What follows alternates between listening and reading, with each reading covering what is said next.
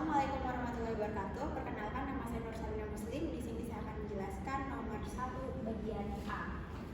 Jadi, soalnya itu integral x kali sin dalam kurung akar x kuadrat plus 4 per akar x kuadrat plus 4 dikali dx. Jadi yang pertama-tama kita akan misalkan dulu. Di sini misal u sama dengan akar x kuadrat plus 4. Jadi kita misalnya ini. Oke.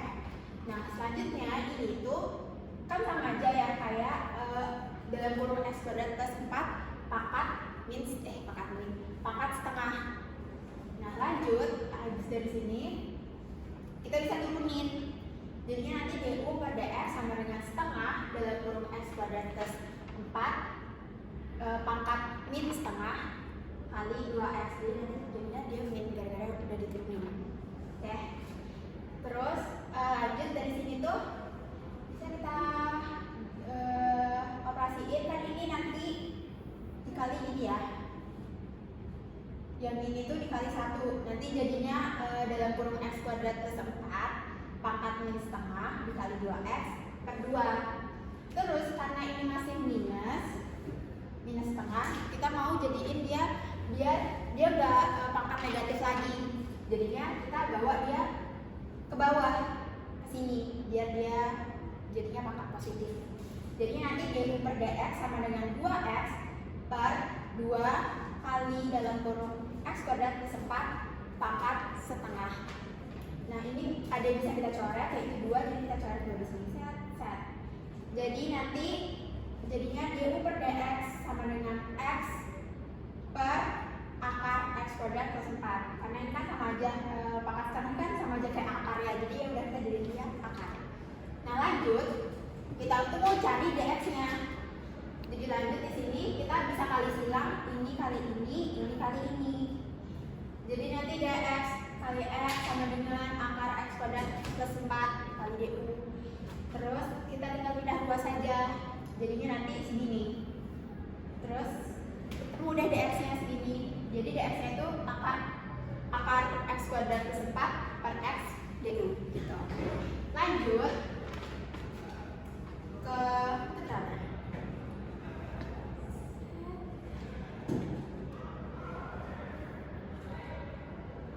X sin kan akar x kuadrat plus 4 itu kita misalin jadi u ya. Jadi di sini nanti kita tulis sin u per u dx. Lanjut ini jadi x sin u per u. Nah, dx-nya itu kan tadi ini ya. Jadi kita tulis itu akar x kuadrat plus 4 x du. Nah, ada yang bisa kita coret nih. Jadi di sini kita bisa coret x-nya. Jadi kita coret x-nya, oke? Lanjut. Selanjutnya nanti integral sin u per, nah u-nya itu kan tadi akar x kuadrat plus 4 ya. Jadi kita tulis akar x kuadrat plus 4. Terus di sini kali akar x kuadrat plus 4. Nah, ini tuh kita bisa coret. Jadi kita coret lagi yang akar x kuadrat plus 4 ini. Jadi sisa sin wajar. Nah, selanjutnya maaf, sini masih ada du ya. Oke.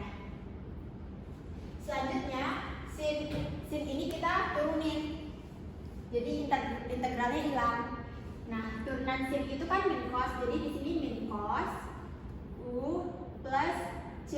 Jadi du-nya jadi c. Nah, selanjutnya tinggal kita masukin aja nih u itu.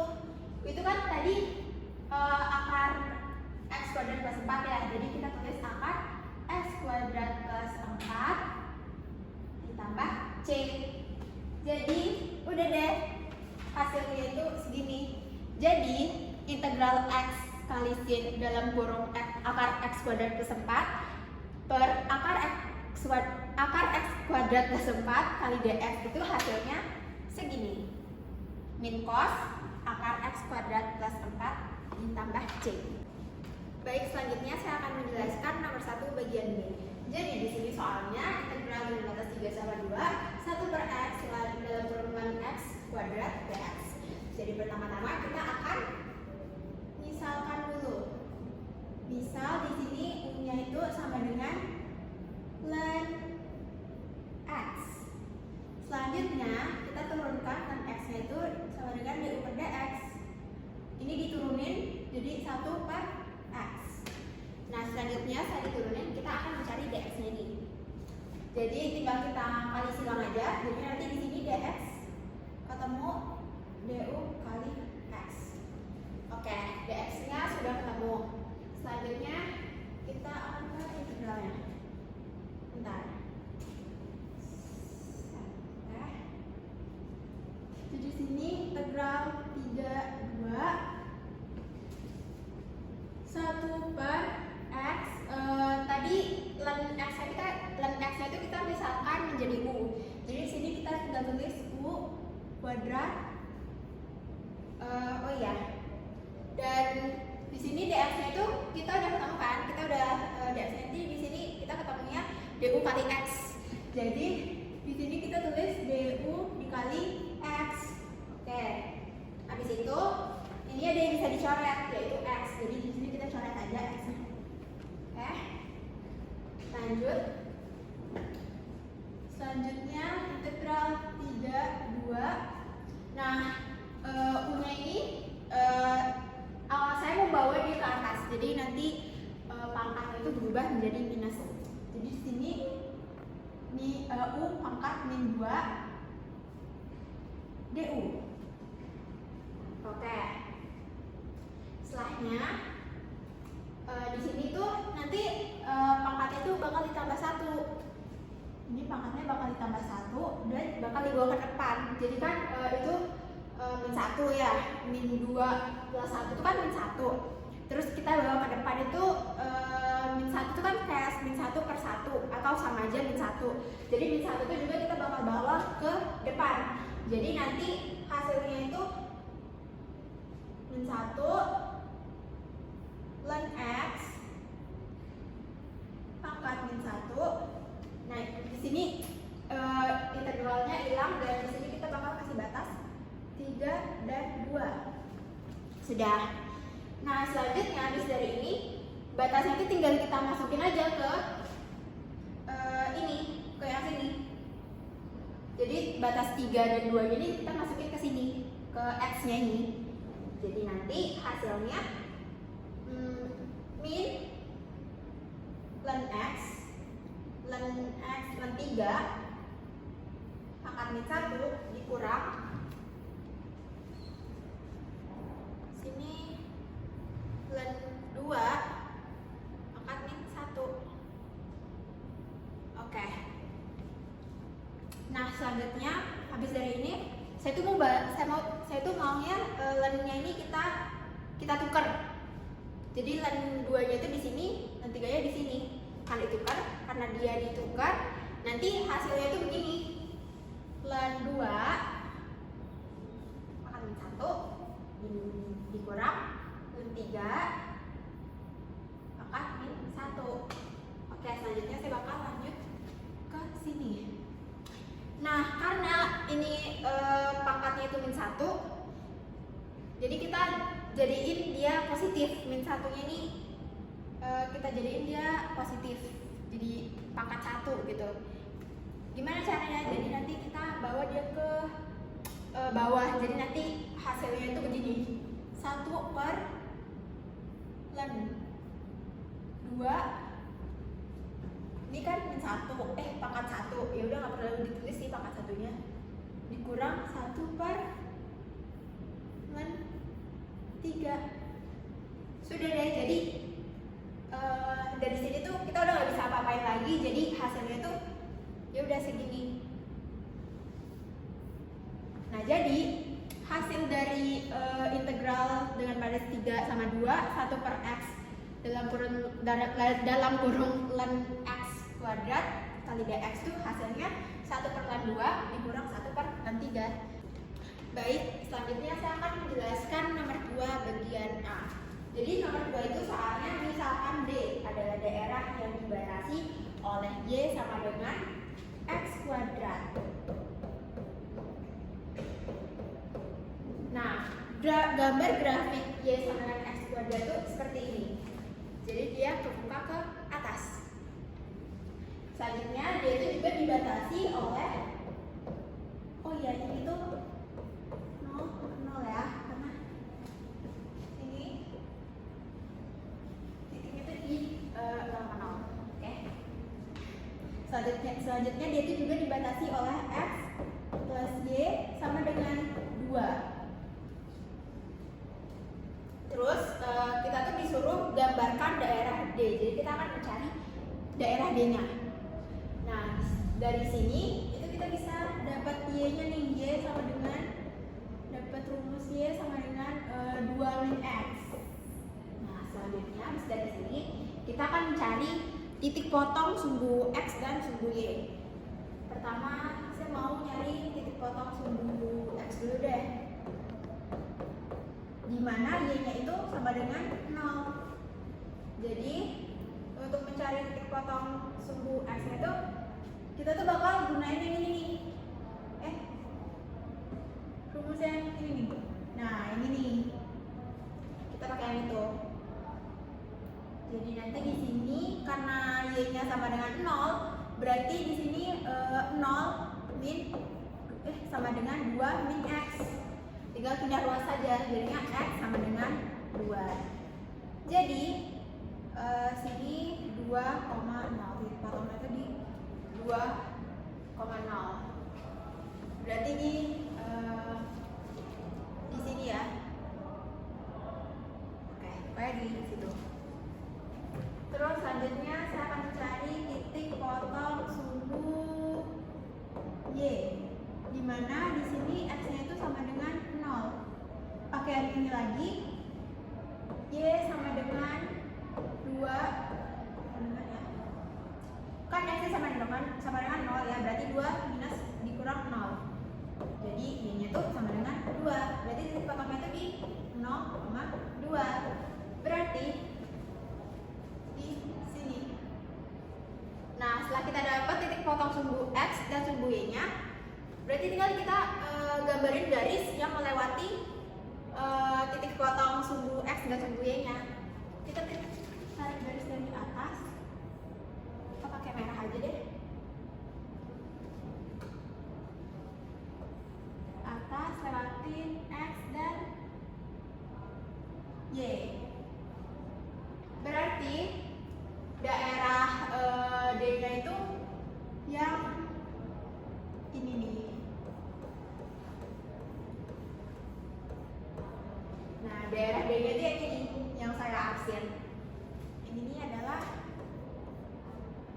pakai putih deh. Berarti yang ini tuh adalah daerah D.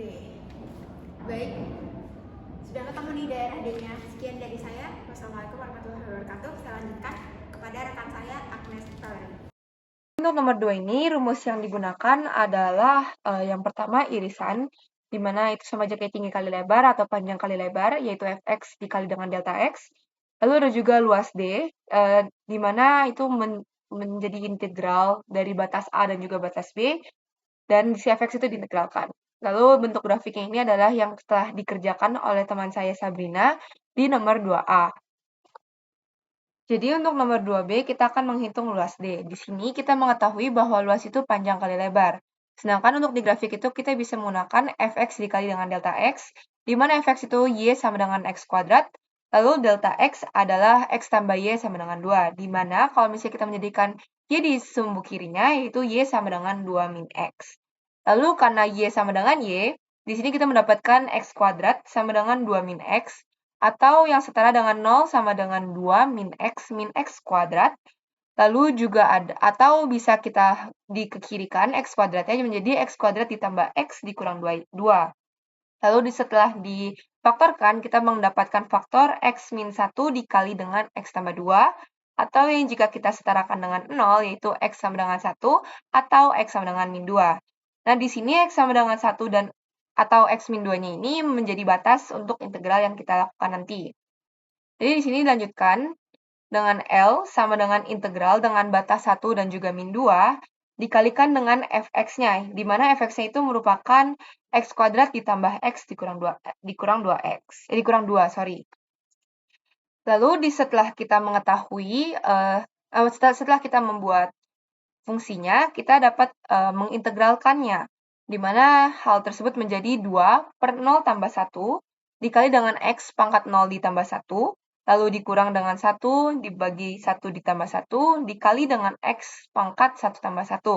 Lalu juga dikurang dengan 1 per 2 ditambah 1 dikali dengan x pangkat 2 ditambah 1. Kenapa ditambah 1? Karena kan integral merupakan fungsi di mana x yang dari rendah menjadi tinggi, atau ditambah 1. Lalu dengan batas 1 dan juga min 2. Karena kita udah tahu nih batasnya berapa, setelah kita sederhanakan menjadi 2x min 1 per 2x kuadrat, dikurangin 1 per 3x kuadrat dengan batas 1 dan juga min 2, kita dapat meneruskannya dengan 1 yang dimasukkan, lalu dikurang dengan min 2 dimasukkan ke dalam yang fungsinya.